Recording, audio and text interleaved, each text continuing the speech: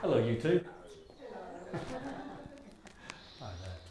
Albert, I've been hearing some great things about you.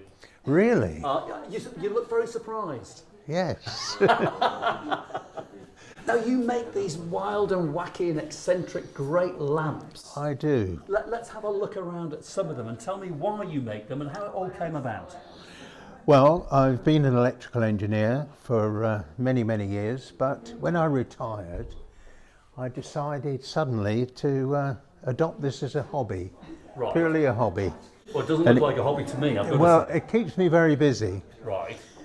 So we got into the habit of collecting unusual things, sometimes from French street markets or from car boot sales, anything that I thought I could convert to being a table lamp, really. You're not kidding me, because you're converting the most eccentric things. I mean, that is wonderful. That's an old... That's very much a unique item. I've not seen one before. That turned up at a car boot, in fact, at Exeter Racecourse. Now, have you repolished this somehow? Or was that how you That's bought pretty it? much how it was. With that one, I've done very little to it. I've kept the where the cotton reels are to make the one lamp, and I've mounted it on the board. That's very clever. And then wired it, and of course everything's pat tested. Of course, 145 quid, ready to go. It doesn't sound like very much money to me. Well, that's the market. That's about what I think I could get. And you obviously sell quite a few of them.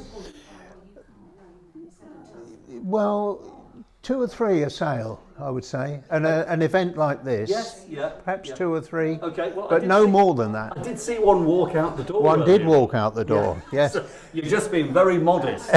There's something interesting. That's a coffee grinder. Right. On the industrial scale, I think. Yeah, that rather large one, that one.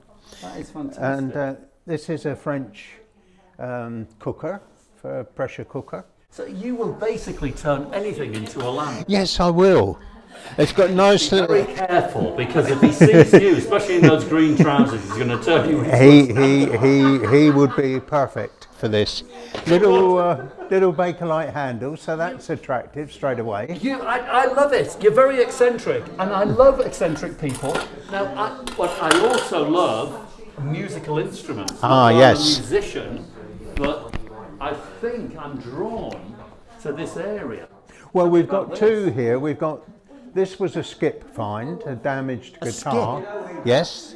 Literally taken out of a skip. Yes, had the neck broken, and it was discarded. So that's been brought back from the dead. And what sort Boozy of and money is Hawks. About 40. 40 quid.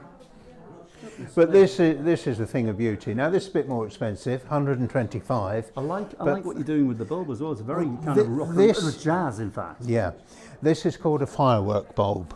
Right. Now, in the last year, this has been a development in our business, really, our hobby, because light bulbs are changing. We're having these. We're having most of them are LEDs rather than filaments.